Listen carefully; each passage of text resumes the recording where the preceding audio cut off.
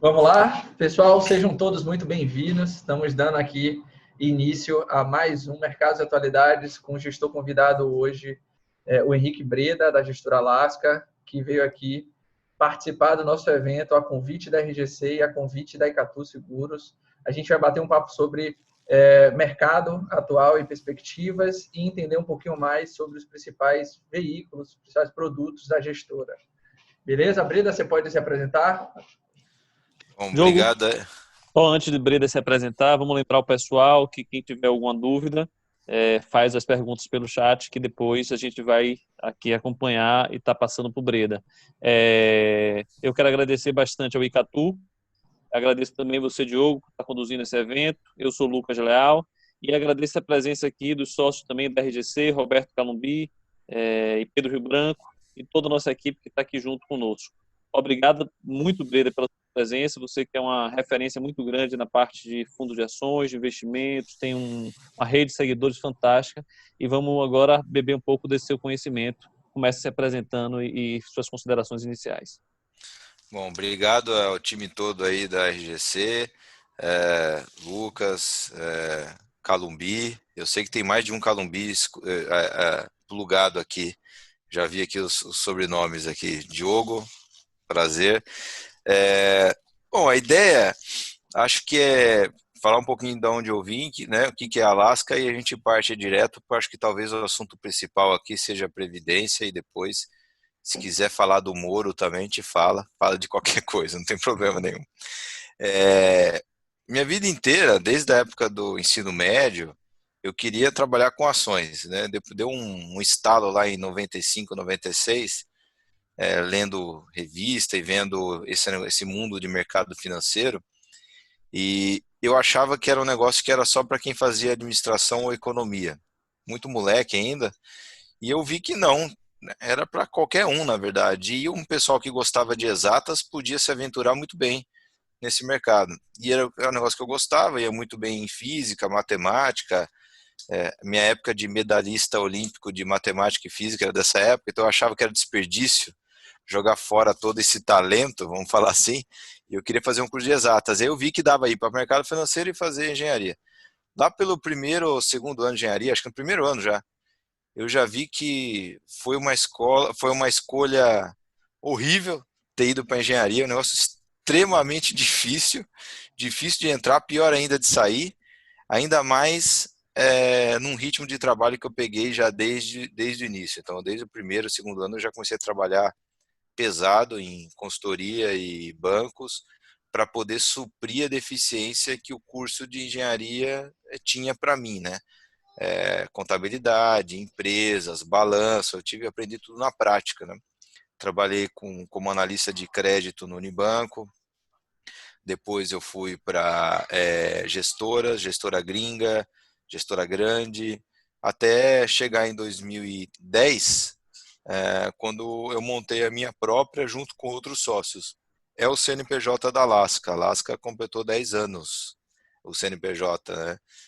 Em março. E de lá começou com a Skipper, tinha outros sócios, outros gestores, a turma foi saindo, outros entrando, foi sobrando eu com a Ângela, a minha sócia, nesses 10 anos, grande capitalista, a primeira pessoa que me financiou. E ali em 2015 a gente juntou a Skipper com a gestora do Luiz Alves, Pais de Barros, LAPB. Junto com o Luiz Alves veio o Ney Miyamoto, Thiago Jacinto, Paulo Erosi, a outra metade da gestora que formou a Alaska. E a história do Luiz Alves é muito maior do que tudo isso, né? O Luiz Alves começou a investir com 15 anos de idade em ações. Na minha opinião, é o Warren Buffett brasileiro. Nunca pensou em fazer nada diferente de ações, nunca fez nada além de ações. Começou em 62 comprando ações do Banco Comindi, com o dinheirinho que um tio emprestou. Ganhou já, pagou o tio e hoje aí está com alguns bilhões aí na bolsa, simplesmente vivendo de ações e de dividendos e de reinvestimento e tal. Última grande tacada da vida dele foi a Magazine, antes disso Comgás, antes disso a Cesita, depois Banco Real, já teve Aços em Anhanguera, já teve Belgo Mineira. Ele pegou algumas magazines na vida, se você pega 5, 6 magazines, você não precisa pegar mais nada. E é um apaixonado pelo pelo mercado acionário, assim como eu, as outras pessoas da Alaska, e a gente montou a gestora para cuidar do capital nosso. Bom, o ser humano normal trabalha, ganha um dinheirinho, guarda um pedaço, se possível, guarda em algo. Tem gente que guarda em terra, tem gente que guarda em imóvel, tem gente que guarda até em poupança. E tinha gente que guardava em CDI. Né? Poupança e CDI acabou. Né? Graças a Deus, né? Um país civilizado não é para você investir em CDI e poupança. Em nenhum lugar do mundo acontece isso. Né? Um americano não fala, olha, meu patrimônio está se multiplicando porque eu deixo o dinheiro no Fed Funds, rodando a 0,25 ao ano. Não, ninguém faz isso. Nem o inglês na LIBOR, nem o suíço na taxa zero, nem um japonês ou alemão em taxa zero. Isso não acontece. Eles guardam dinheiro em ações, em imóveis, em empresas, vai empreender ou no próprio negócio, na própria fábrica. Então, pensando nisso, desde o início, o ganha-pão nosso foi ações. A gente acha que é nisso que a gente gosta de trabalhar, é isso que a gente sabe fazer. E uma forma inteligente de você investir em ações é você montar um fundo.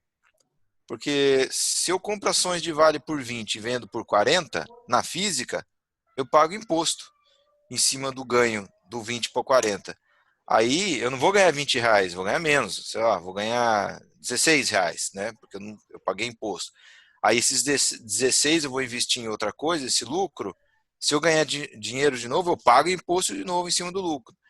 Ao passo que se eu fizer todas essas trocas, esses investimentos, desinvestimentos e reinvestimentos de dividendos dentro de um fundo, eu não pago imposto. Eu só vou pagar imposto de renda na saída do fundo, mas O a saída resgate do da fundo, cota.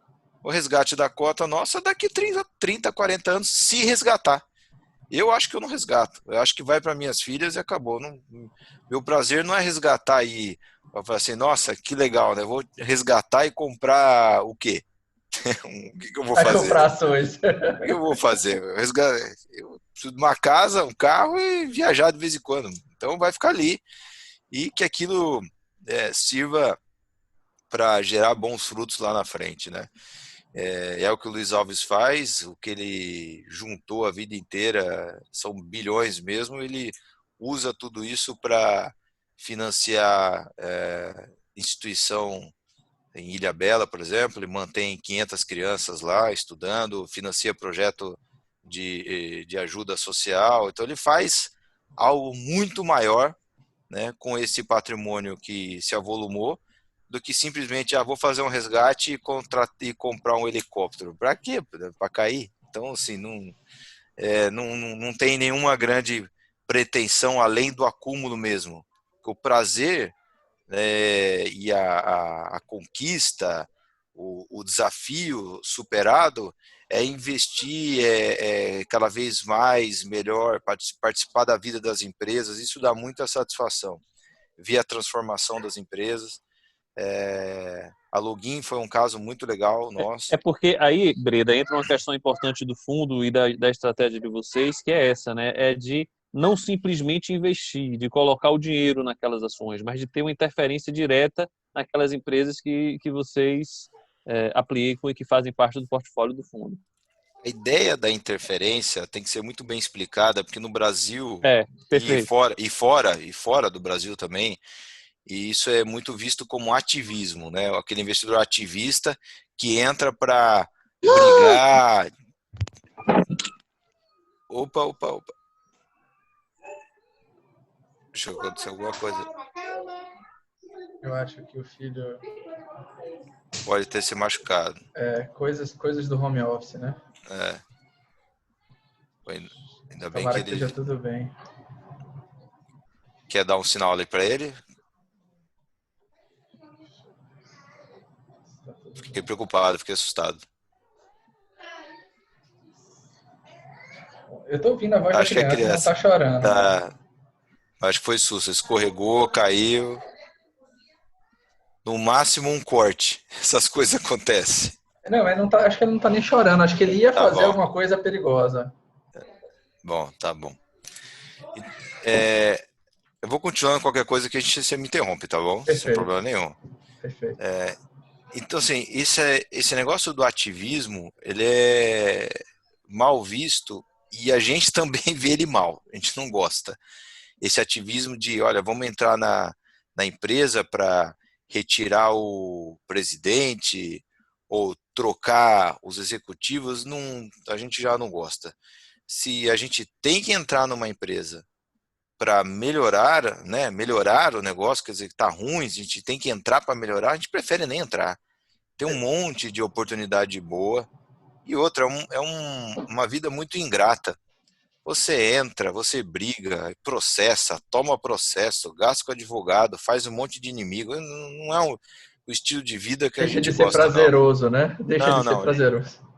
Para a gente é bem desprazeroso. Agora, se a empresa tem um super potencial, né, ela tá barata, né, e tem espaço para a gente comprar e agregar, como que a gente pode agregar? Às vezes participando do conselho, às vezes dando força para um management que já está lá, mas está um pouco enfraquecido porque não tem, não é controlador no caso, mas não tem acionista mão forte, vamos falar assim.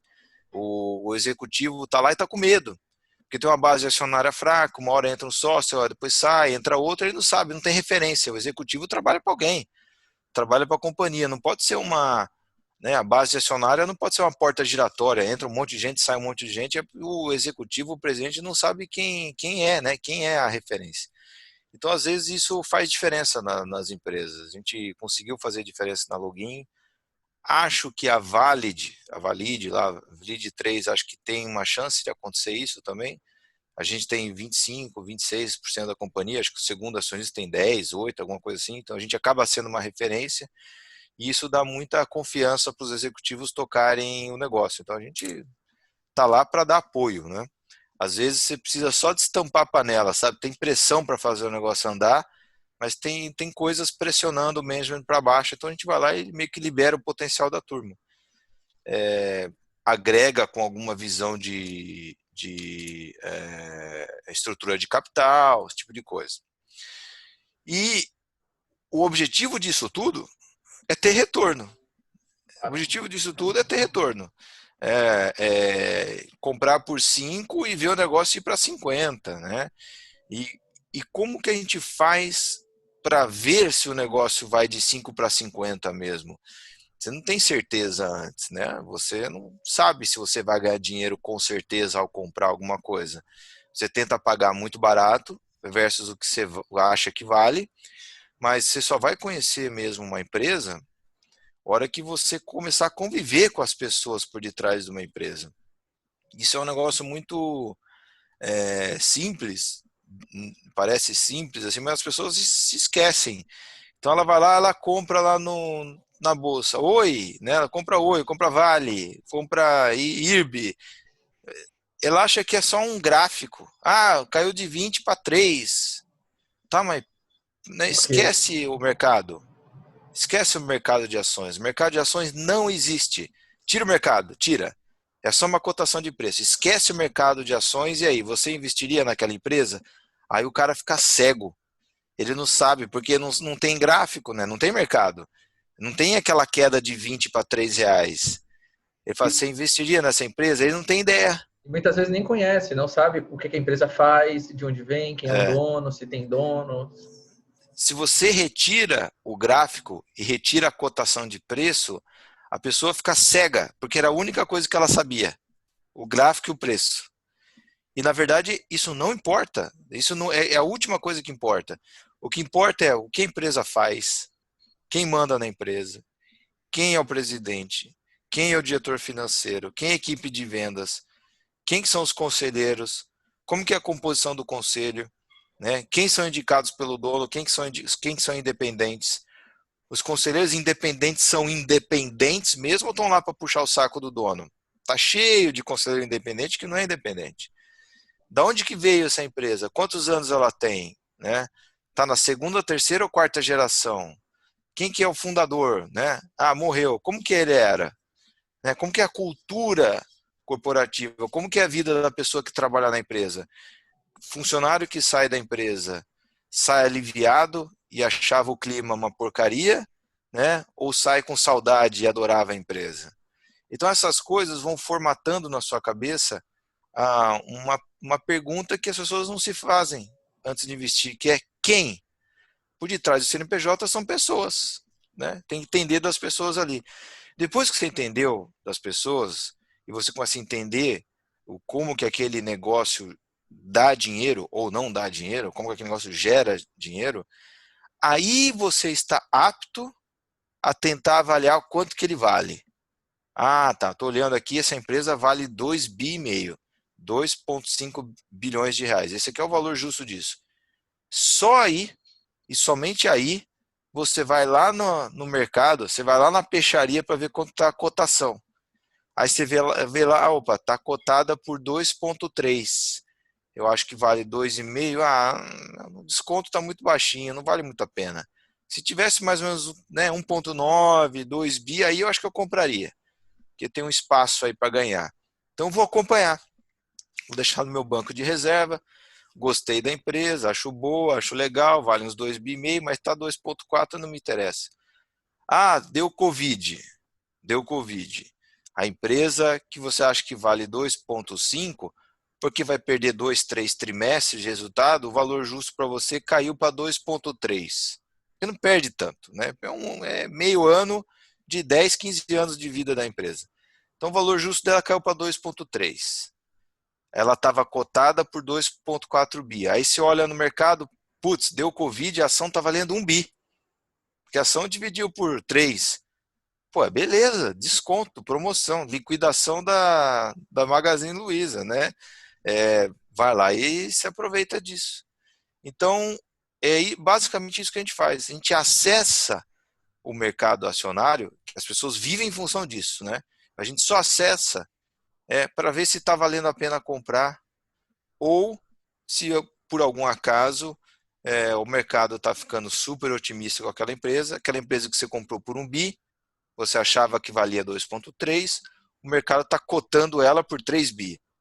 Aí se você acha que vale 2,3, 2,4, o mercado está pagando 3, enfia no mercado, dá para eles. Né? Você vai ficar com um latão que o pessoal está pagando ouro nele, vende por preço de ouro. Pega esse dinheiro e compra latão, compra ouro por preço de latão. Né? Então a gente fica fazendo isso e eventualmente a gente diminui e aumenta alguma coisa importante. A maior parte do tempo a gente acompanha, né? Porque do dia para a noite a empresa mudou de ontem para hoje. Raramente isso acontece.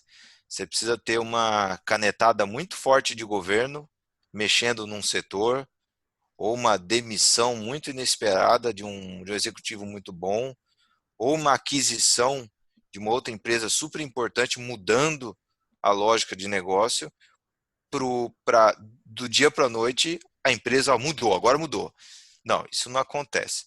O que acontece mais do dia para a noite é o preço. Isso pode acontecer. Depois de 3 circuit breakers aí para baixo, o preço fica muito atrativo.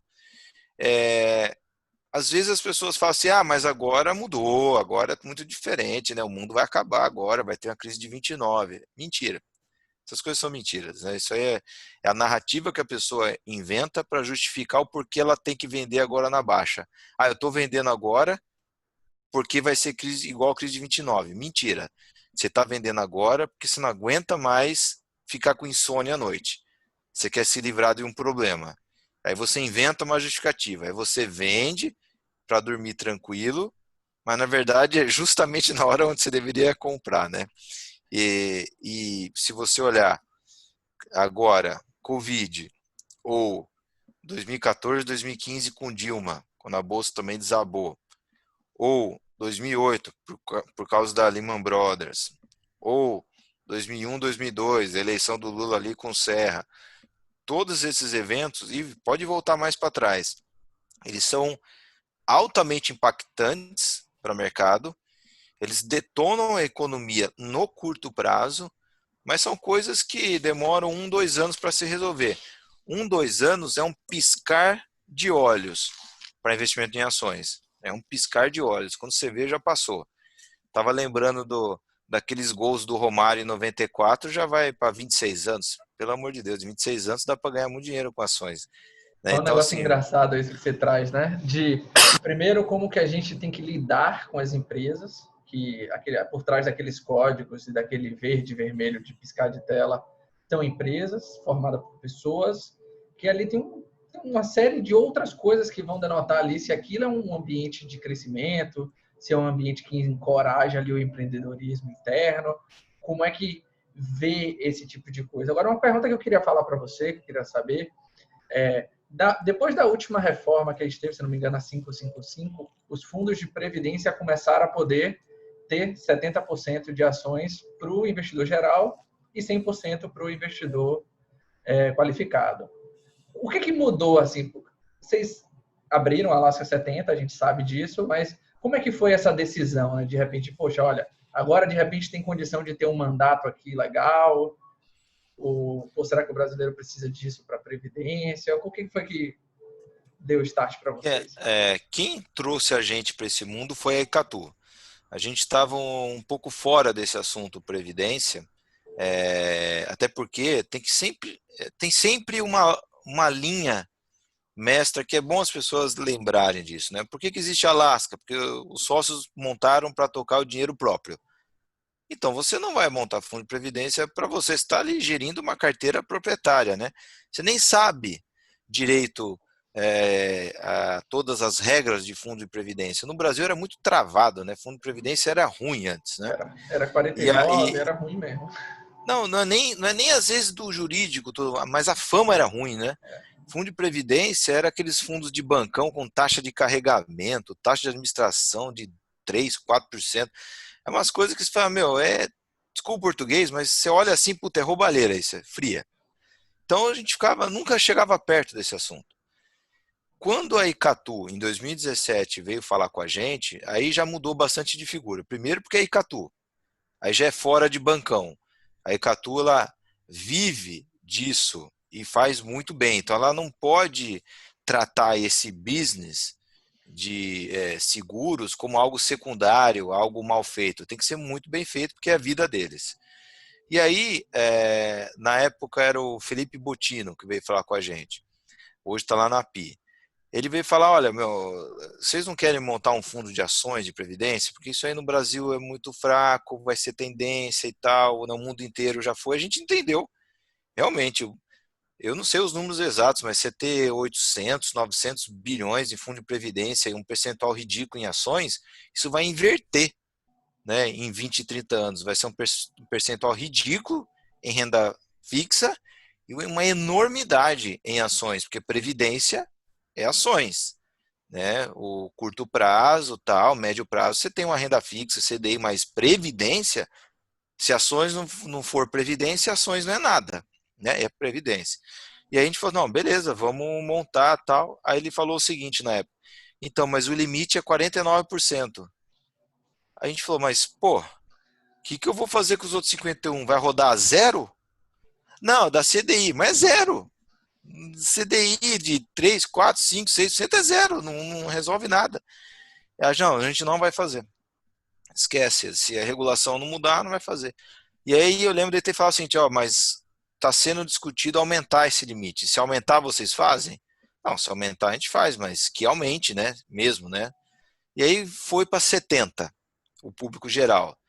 Para a gente acha ruim, né? O público geral deveria ser 100, né? Porque o cara quer guardar, só porque o cara não tem muito dinheiro, ele não pode colocar em fundo de previdência com 100%? É um preconceito enorme do sistema. Então a gente falou, não, mas tudo bem, 70% dá para montar alguma coisa. Quem sabe no futuro isso melhore. Mas vamos fazer, né? A gente tem total interesse.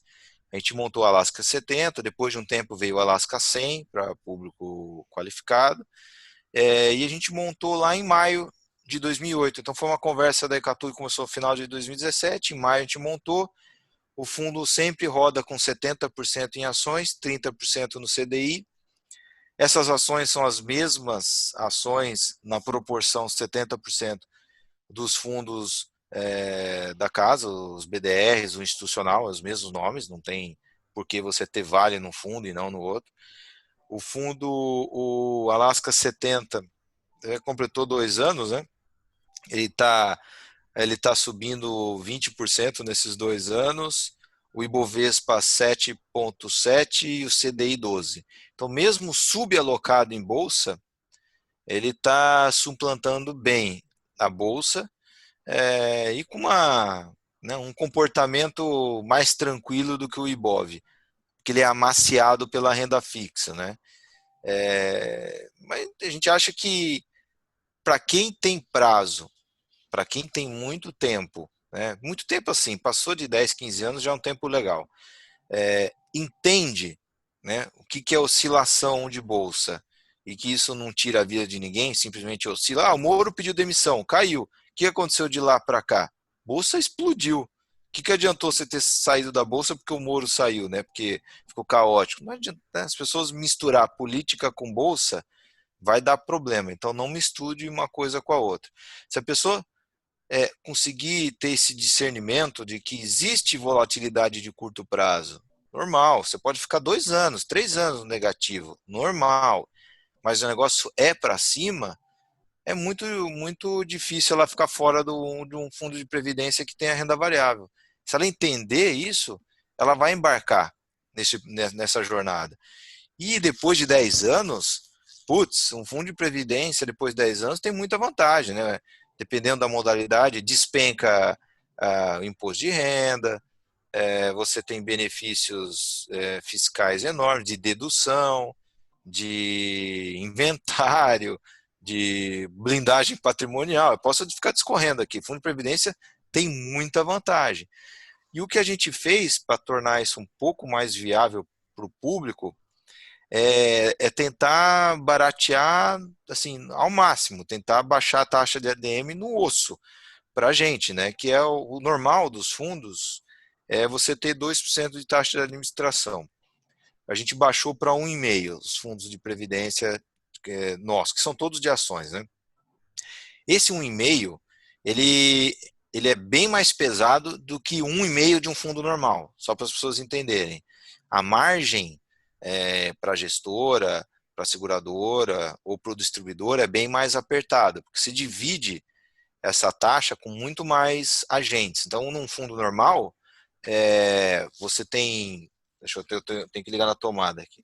Num fundo normal, você divide a taxa de administração entre distribuidor, entre o gestor e o administrador.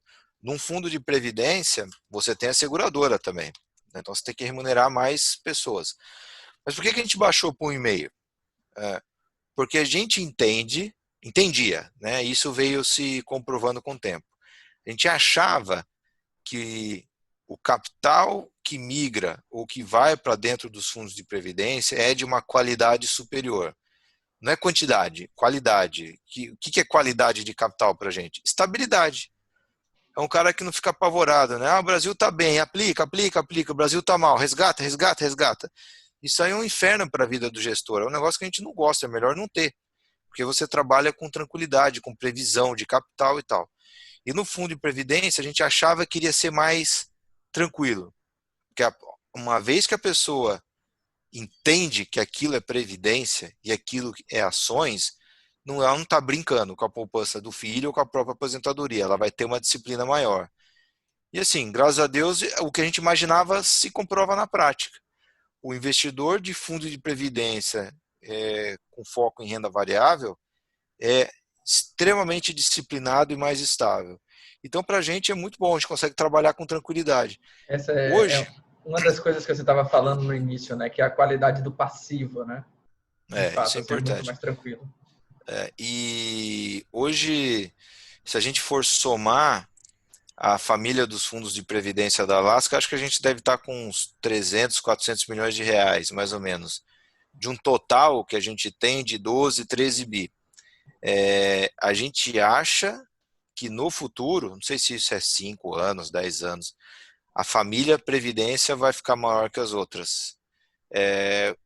Porque é o normal no mundo, né? É o normal. Que dinheiro que está na ação? Né? O dinheiro do giro, é o dinheiro que eu vou comer amanhã. Não, pelo amor de Deus. É o dinheiro de mais longo prazo que você pode ter. Isso é o dinheiro que vai para ações. E já que é de longo prazo, vai para o Previdência. Porque é onde você tem um monte de vantagem fiscal e tal. Então, assim, eu acho que é uma super boa notícia que veio no Brasil, né? Antigamente, os fundos eram muito caros, estava só dentro dos bancões e não tinha gestor independente para Interessado. tocar isso, interessado.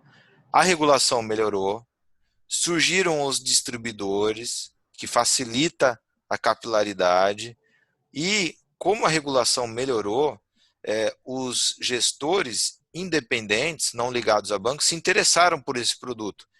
Então, independente se é a Alaska ou qualquer outro fundo, qualquer outra gestora, eu acho que vale a pena o investidor olhar essa família de fundos de previdência e, do meu ponto de vista, se é previdência, alguma coisa de renda variável você tem que ter.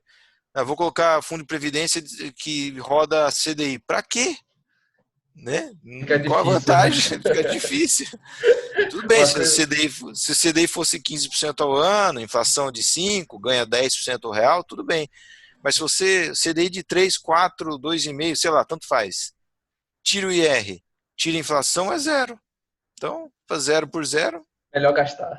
é melhor gastar ou guardar O, mesmo em ações, né? o Lucas deu a notícia aqui, viu, que você tinha ficado preocupado, dizendo que tá tudo bem. Foi só um susto. Pô, eu me É, assustei mesmo. uma É. coisa, Brenda, que a gente queria ouvir, que é muito importante, né? Vocês da Alaska, você e o Luiz, já estão aqui há muito tempo e vocês têm uma visão de fato muito longa, né? Vocês olham de fato longo prazo. Como é que funciona na prática? Como é que vocês estão de visão do mercado aí? Final do ano, final do próximo ano? Vocês trabalham com esses targets? Poxa, a gente acha que o preço justo do Ibovespa seria de repente 100 mil pontos, 94, para o próximo 120. Como é que funciona essa dinâmica para vocês? Já entrando um pouco na parte de análise, né? Olha, assim, para você falar de verdade, com propriedade, assim, né? O preço justo do Ibovespa, você tem que analisar cada uma das empresas que compõem o Ibovespa, são só da ordem de 70 empresas. Aí você já começa a chegar numa dificuldade, porque você não vai ter propriedade para opinar sobre 70 empresas e saber o valor justo de cada uma delas. Bem difícil. Mas aí, se a nossa carteira de ações for uma boa amostra do que é o Ibovespa, aí eu já estou pedindo uma licença estatística, né? Então, se essas 16 empresas que a gente tem são razoavelmente representativas, né, do Ibovespa, aí a gente dá para dar uma opinião mais ou menos, né? Então, para você ter uma ideia, hoje a taxa interna de retorno das empresas que a gente tem no Black é da ordem de 23, 24%. O que quer dizer isso daí? Se a gente colocar o fluxo de caixa no tempo das empresas que a gente tem e descontar esse fluxo de caixa para o valor presente com uma taxa de 23, 24% ao ano, vai dar o preço da ação de hoje. Então, tá dentro desse preço essa taxa de desconto. Essa taxa de desconto ela é muito alta. Isso significa que é como se você tivesse uma NTNB pagando IPCA mais 18. É um negócio espetacular. Então, assim, o IPCA mais 18 você tem que comprar tudo, né? Você vende até a mamãe para comprar ela, porque, mano, então, assim, é muito alta. O que é uma taxa que a gente já viu que deixou a gente desconfortável? Foi em 2012 e 2013.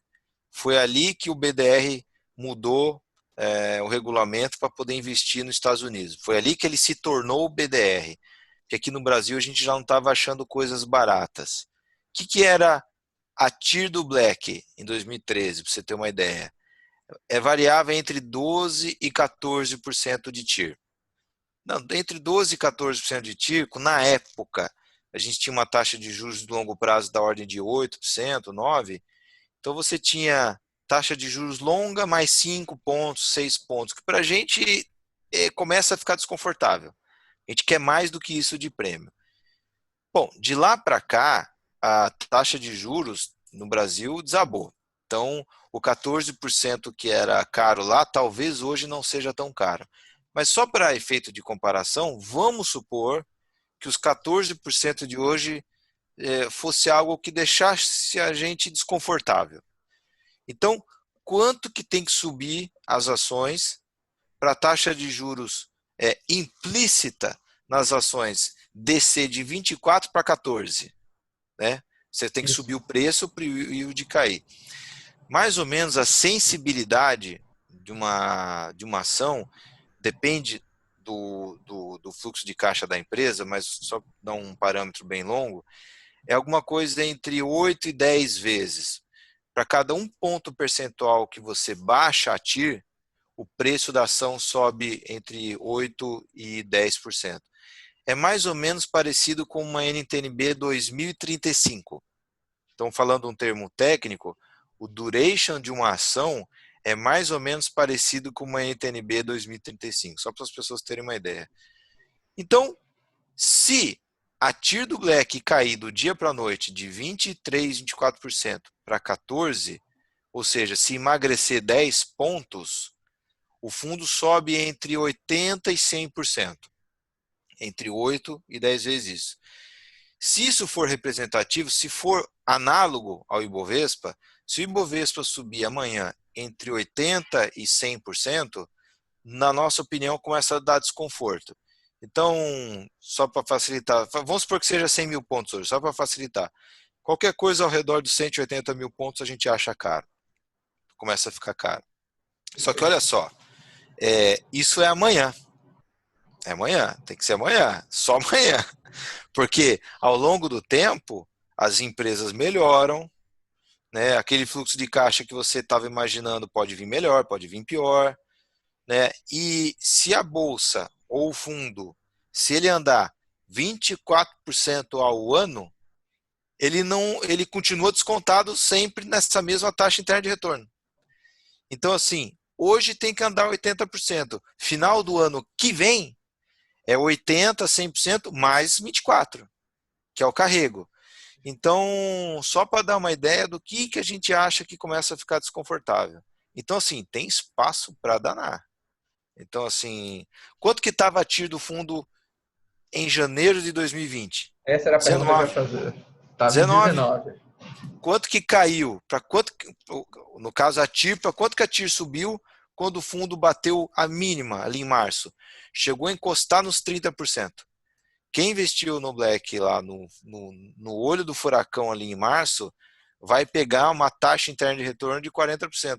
Do meio de março até agora, o Black acho que andou 65%. O cara nem viu, anda rápido. Daí a pessoa fala, nunca mais eu vou recuperar o que perdido. Passou 2 meses e andou 70%. Então, assim, os movimentos são grandes mesmo. Tanto para baixo, e dói muito, quanto para cima, né? Que deixa a pessoa meio inebriada, assim, fica amortecida de prazer, vamos falar assim, depois que sobe, mas tem que sempre estar alerta. Mas é isso. Essa é a forma que vocês que a enxergam. gente enxerga. Aí, para falar de valor justo do Ibovespa, a gente tem que extrapolar aquilo que a gente conhece. Ali dentro tem um monte de empresa que a gente não conhece a fundo, tal, mas eu diria que é razoavelmente acima dos 120 mil pontos. 120 mil pontos estava longe de ficar caro. Desabou porque estourou uma bomba atômica aí. Não é porque desabou porque estava caro.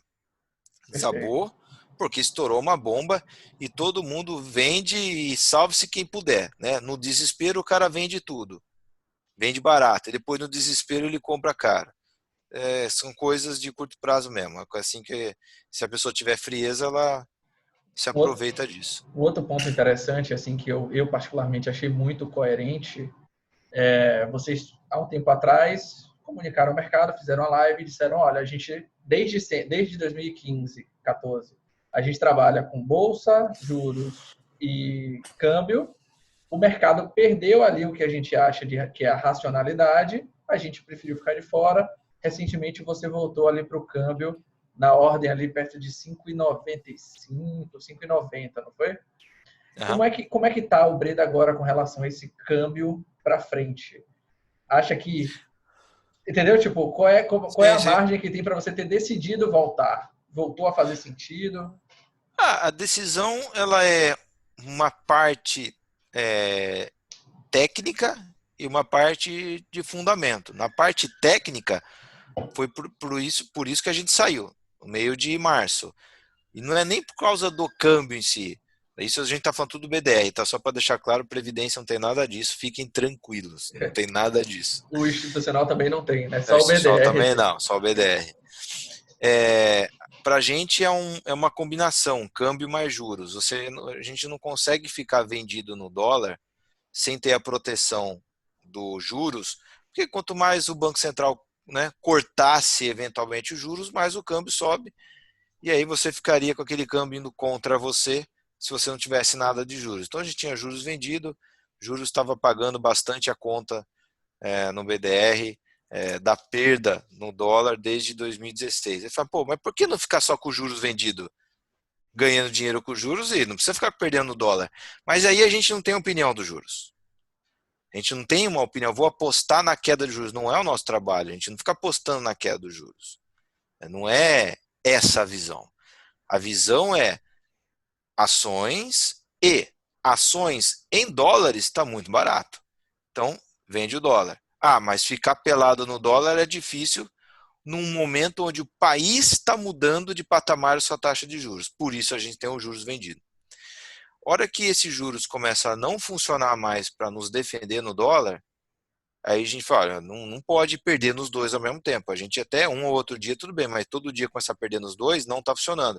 Então sai dos juros. Se vai sair dos juros, a gente vai sair do dólar também. A gente não vai ficar pelado no dólar. Algumas semanas depois, a gente começou a voltar só no câmbio. Por que mais? Não tinha os juros para defender o câmbio? Tinha. Mas depois que os juros vai para 3, quanto mais tem para cair os juros? Né? Vai para 2,25, vai para 2. Então a gente já começa a entender que toda a gasolina que os cortes de juros deram para o dólar está acabando. Essa parte técnica. O Banco Central vai levar a Selic para menos 2%? Não vai? Não, sei lá, acho que não, né? Acho que não. Com fé em Deus, Então, não. assim, acho que não. Então, assim, a gasolina que o Banco Central estava jogando no câmbio, na minha opinião, acertada, porque o Brasil precisa de um real barato, precisa de um dólar alto e precisa de uma taxa de juros baixa, desde que isso não faça aparecer uma inflação descontrolada.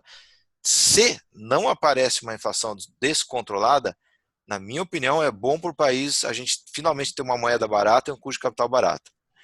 Então, como a gente acha que chegou num piso esses juros, não é que acho que tem mais um corte aí, mas acabou, né? Não é mais aquele de 14 para 3, é de 3 para 1,5, 2, tanto faz.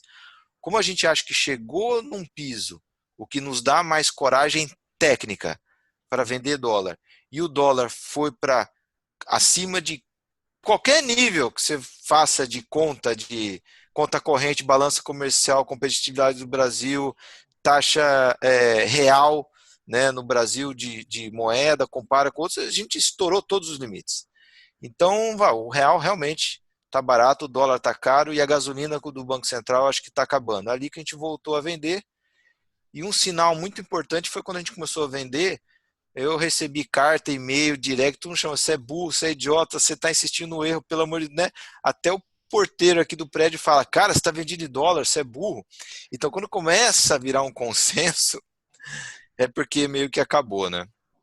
E aí a gente vendeu ali uns 15, 20%, a gente tem um percentual um pouco maior que isso, vendido em dólar. No BDR, a ideia é continuar com essa exposição. A gente tem que lembrar que quando o dólar bateu 4, não faz muito tempo atrás, a gente achou um absurdo. E as empresas brasileiras com dólar de 4 já são super competitivas na exportação. E tem que lembrar uma outra coisa. As pessoas às vezes opinam, falam do dólar e tal, e às vezes não sabem o básico. Balanço de pagamentos. É importante olhar as contas externas do Brasil. Como é que está a balança comercial? Como é que está transações correntes? Como é que está a conta corrente do Brasil? A conta corrente do Brasil do mês de abril, que é basicamente uma boa parcela do fluxo cambial que que o Brasil tem com o resto do mundo, foi a maior entrada da história de dólar do Brasil. A maior da história. Foi 3,8 bi de dólar. Conta corrente envolve tudo, remessa para o exterior, saída de investidor estrangeiro, entra tudo. O Brasil está rodando nos últimos 12 meses com déficit em conta corrente de 2,6% do PIB. Isso daí é um déficit ok, né? 1,5% de déficit é equilíbrio, porque isso é financiado pelo investimento estrangeiro direto. Então, 1,5% de déficit já é muito bom. O Brasil está com 2,6%, então tem um pouquinho mais de saída. Se você pega o mês de abril e você multiplica por 12, né, vamos analisar. Se todo ano for mês de abril, o que acontece? A gente sai de menos 2,6% para mais 2,7% percentual do PIB de entrada de dólar, sendo que menos 1,5% é equilíbrio. Então, é muito forte essa entrada, o que quer dizer que aquele dólar de 5,5%, 5,8% fez assim, um trabalho fenomenal de inverter o fluxo cambial no Brasil. Então, essa é a parte de fundamento. Fluxo cambial, valuation das empresas e faltava a parte técnica, que é a gasolina que o Banco Central jogava no câmbio. Mas, na minha opinião, eu acho que o Banco Central ainda joga um pouquinho de gasolina. Acho que corta mais os juros. O pessoal vai ter saudade da Selic de 3. Vai ser abaixo disso. Fantástico. Uma outra coisa que você comentou também naquela live, que eu não lembro se era no Black, no BDR, que vocês faziam, parte da posição ficava líquida em caixa e vocês faziam ali através do Notional de venda de put. No institucional e no Previdência, no Alasca 70, é ação pura, comprada ação pura, sem derivativo, sem nada. É isso. O pessoal fica na época, né? Porque vira fantasmas, né? Os caras falam assim: você vende put, você vai quebrar. Eu falei, não, calma, né? Não é assim. Ao invés de ter 1 milhão de ações de Vale, e vamos supor que a Vale esteja R$50, só para facilitar. Ao invés de ter 1 milhão de ações de Vale a R$50, ou seja, você gasta 50 milhões de reais para fazer isso, a gente prefere ter 1 milhão de put vendida de Vale no lugar das Vales compradas com strike a R$60, por exemplo. Então, o que o fundo ganha com isso? A gente deixa de gastar 50 milhões de reais e quando vende essa put, vamos supor, né, só de intrínseco tem R$10, né? Isso. De 50 até 60. Mais um time value que tem aí e tal, vamos supor que você receba à vista R$12. Então, você recebeu 12 milhões e deixou de gastar 50. Então, você está com 62 milhões de reais no caixa e está exposto em Vale. Né? O que vai acontecer? Bom, se a Vale não chegar a R$60, você vai ser obrigado a comprar por R$50. Mas tudo bem, mas eu recebi 12 à vista. Eu compro ou eu rolo essa put para frente. E se a Vale for para R$63? Tudo bem, eu recebi 12 milhões, eu vou ficar sem Vale, tá ótimo, ganhei 12 milhões, né, sem ter usado o dinheiro e tal. Por que a gente faz isso? A gente sempre deixa o fundo com muito dinheiro em caixa. Fica ali, fica líquido, eventualmente tem uma proteção, tem um ajuste negativo de $1, ó, o dólar subiu, você está vendido, consumiu 10 milhões, tem dinheiro para pagar para amanhã. Então a gente deixa um capital de giro no fundo. Mas a gente não vende opção de 1 centavo, né? Isso é tudo opção gorda, né? Mas tem umas calls compradas também. Essa é nova. Tem também. Mas tudo isso é no BDR. Previdência institucional é arroz, feijão, batata frita e alface, só. Excelente. Não inventa, não. Também não inventa, não experimenta comida nova, mas também não dá congestão. Fantástico, fantástico mesmo. Eu vou dar uma olhadinha aqui no chat, porque o Lucas que ia me dar esse suporte, para a gente ver aqui as perguntas, já vai chegando perto da primeira hora aqui do nosso evento. Aí tem uma pergunta... do BDR, Francisco. Acho que eu tenho uma pergunta boa aqui sobre. Essa é uma pergunta recorrente. A estratégia de vender dólar para proteger as exportadoras, mas aí no resultado trimestral as pessoas perceberam que essas exportadoras possuem hedges cambiais. Então, se o dólar sobe, aí você fala, pô, você perde no fundo porque está vendido em dólar e a companhia também perdeu no hedge. Então, você está duplamente. Então, deixa eu explicar isso, que isso é uma dúvida recorrente, é pertinente, mas dá para esclarecer bem.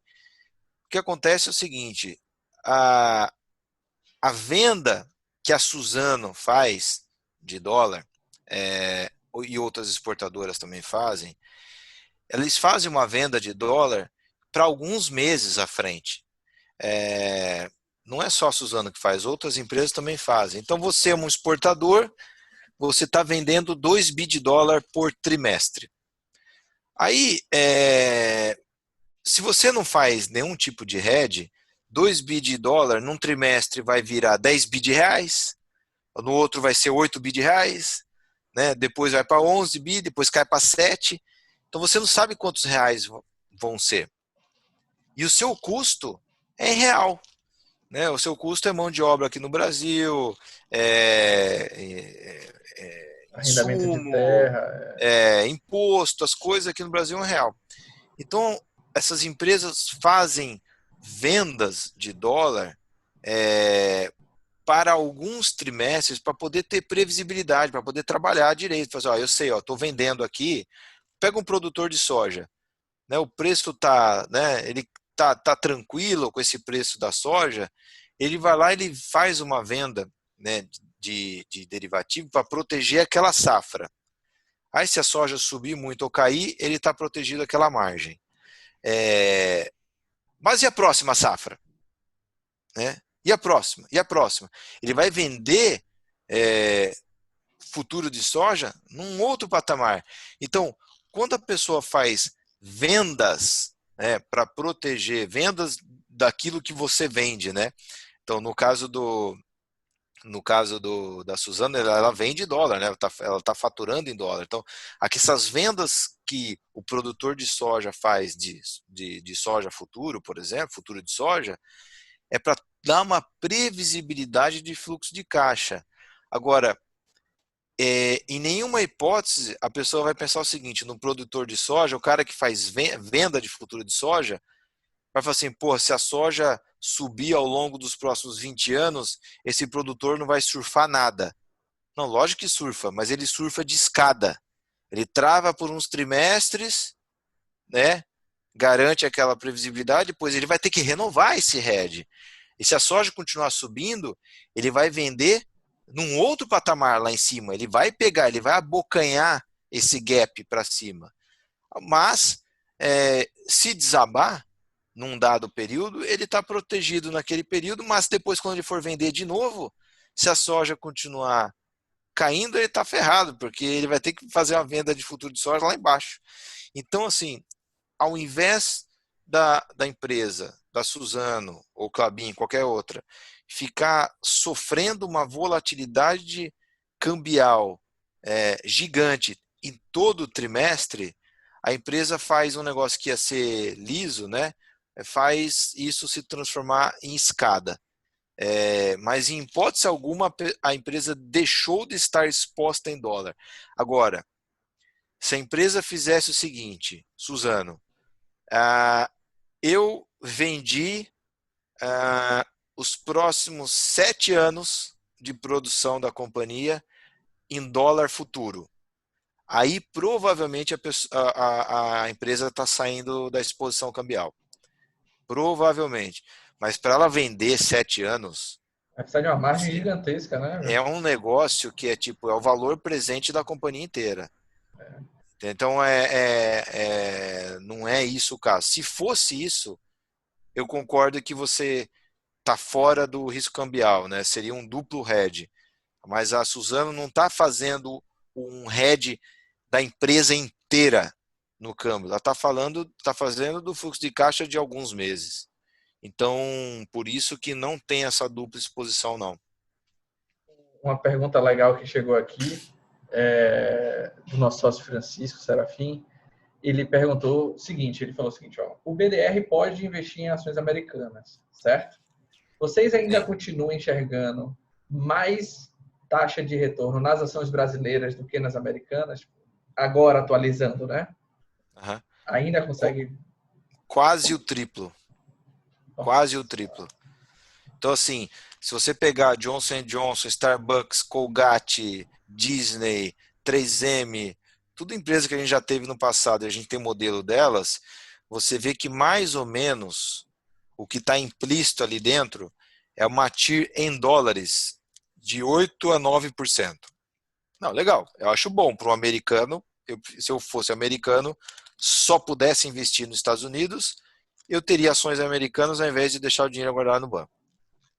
Se você pegar esse 8% em dólares e transforma, o que seria isso em reais, dado o diferencial de taxa de juros, tudo isso é pouquinho. Você vai adicionar qualquer coisa entre 2% e 3%.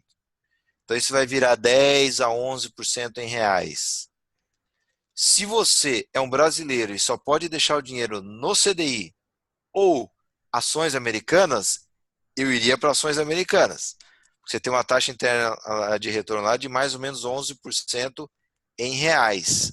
Mas as nossas ações estão oferecendo mais do que o dobro disso, né, em reais, então não faz muito sentido. Se o S&P tivesse caído para 1.500 pontos, de 3.000 para 1.500, e a nossa bolsa não tivesse caído tanto, a gente teria trocado a carteira do BDR por ações americanas. Mas não caiu tanto, infelizmente, então não vale a pena ainda. Mas vai chegar um momento, você vai me lembrar lá na frente, daqui uns anos, onde o Brasil vai ser queridinho e as ações americanas vão ser tóxicas, lixo. As pessoas não acreditam, mas às vezes as ações dos Estados Unidos viram lixo, ninguém quer. Em 2011 foi assim, em 2002, mais ou menos, estava assim também. Vai chegar a hora deles lá, deixa eles lá. Uma hora a gente pega. Pode esperar o tempo que for. Excelente, excelente mesmo. Outra coisa que eu queria, só para a gente fazer aqui antes das considerações finais, como é que você enxerga essa parte do Alasca 70, né? Eu sou um fã do Graham, né? E no Alasca, quando você faz a previdência, você faz lá os aportes recorrentes de forma débito automático, né? Então você melhora a disciplina do passivo, você melhora. Você acha que no longo prazo faz muita diferença o brasileiro manter os aportes regulares de compras de ações do que, não caiu muito, aí se assusta, aí não compra, aí deixa de ter o preço da cota baixa, entendeu? Tipo, para Entendi. você Eu acho que faz assim, sentido? olha, se a pessoa que faz os aportes, ela tem um poder de previsão para onde o mercado vai muito acima dos outros, eu deixaria na mão dela poder decidir quando colocar, quando não colocar. Porque ela fala assim, vai subir, agora vai subir, vou pôr hoje, beleza. Agora acho que vai cair, então não vou pôr. Se a pessoa tem essa capacidade, não precisa fazer com recorrência. Se a pessoa não tem essa capacidade, fazer com recorrência é a melhor solução. Eu faço com recorrência. O Luiz Alves não tem capacidade de prever o que vai acontecer com a Bolsa nos próximos 2, 3 meses, e isso não o impediu de ganhar muito dinheiro com ações. Então, assim, eu acho que a recorrência é a melhor solução, mesmo porque a recorrência você combina com você mesmo essa disciplina, num momento normalmente onde você está com a cabeça mais fria. E aí você se obriga, né, e pede ajuda aí para vocês da RGC para poder cumprir a risca essa disciplina. Porque o que acontece? Você fala, não, se eu vou colocar aqui R$ 2.000 por mês, faça sol ou faça chuva, vou fazer porque eu estudei que a recorrência ela é muito benéfica. Bom, beleza, tá tudo muito bom, tranquilo, Mas aí vem o coronavírus, ou vem o impeachment. Aí a pessoa fala assim, não, peraí, agora não, agora o negócio mudou.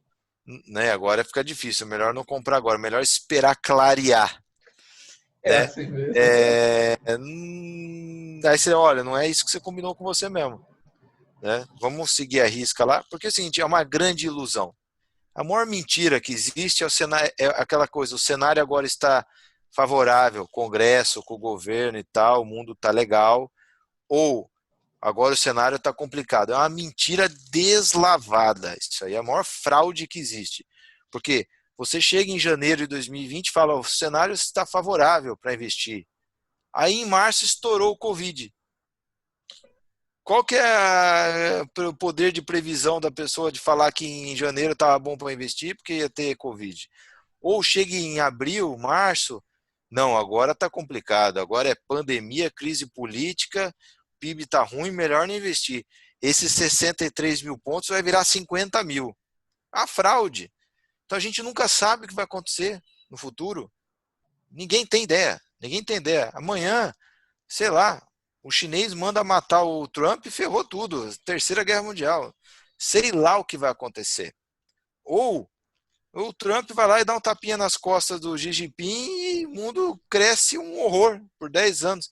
Você não tem ideia do que vai acontecer no futuro. Mas você tem capacidade de saber se a empresa é bem tocada, se é mal tocada, né? Se os donos criam valor, não criam valor, né? Se a empresa vai continuar existindo, se tem chance de continuar existindo pelos próximos 10, 20 anos, se é um pessoal honesto, se não é, paga dividendo, não paga, se você está pagando muito caro por essa empresa ou não.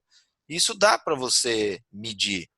Né? Então, aquilo que não dá para você mensurar, melhor não gastar tempo com isso. Né? O Moro saiu péssimo, vende bolsa, ó, que prejuízo, né? O que adiantou? Então, assim, é melhor seguir com a recorrência, porque você vai se proteger do seu pior inimigo, que é você mesmo. O mercado te ignora, o mercado não está dando a mínima para os seus sentimentos. Então, melhor você se blindar de você mesmo. Esse é um grande exercício que a gente mesmo na gestão faz. Então, a gente geralmente fica com esse sinal de alerta. Quando a gente começa a ficar com medo do país, a gente não deixa esse medo atrapalhar a mão na hora de comprar, né? Porque a cabeça, né, a víscera sua, ela joga contra o retorno. Ela quer fazer você pagar caro e quer fazer você vender barato todo dia. Aquele bicho, aquele animal das cavernas que está aqui no nosso DNA é um péssimo investidor. Então não pode ouvir ele, não. E é isso mesmo, é muito contra-intuitivo, né? Muitas vezes a gente tem que falar assim, ó, esquece que a gente tem. Olha aqui, vale quanto? O que é que a gente conhece do negócio? É isso aí. Excelente. Breda, eu gostaria de agradecer muito a sua presença, o seu tempo. Agradecer aqui em nome da família RGC, em nome dos meus sócios, Lucas, Calumbi, Pedro Rio Branco. Agradecer muito a Icatu também por ter proporcionado, né? Está aqui representada pelo André. Eu não vi se a Mariucci está aqui, mas o André, enfim, está representando a Icatu. E abraço para o André. muito, muito obrigado mesmo pelo aprendizado, pela paciência. E não leva adiante aquele negócio de fechar o Black, não. Vamos, a educação financeira vai perseverar, você vai ver. A gente vai melhorar o passivo, vai melhorar o brasileiro para que ele tenha disciplina e paciência de ter um ativo alavancado na proporção certa, no tamanho certo do seu portfólio.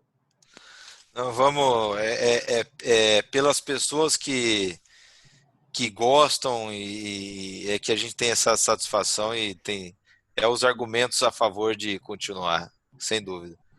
Obrigado vocês pela parceria. Eu não consegui ver se o Calumbi está fininho ainda, mas ele estava disciplinado, não sei se está ainda. Depois eu vejo. E obrigado, Diogo, aí. Espero que esteja tudo bem com o Lucas aí, com o menino. E um abraço para o André aí, para Mariucci. A Mari está aqui também. Beijo a todos, gente. Pessoal, muito obrigado pela paciência e presença de vocês e até o nosso próximo Mercados e Atualidades. Obrigado, valeu. Valeu, Breda. Um abraço.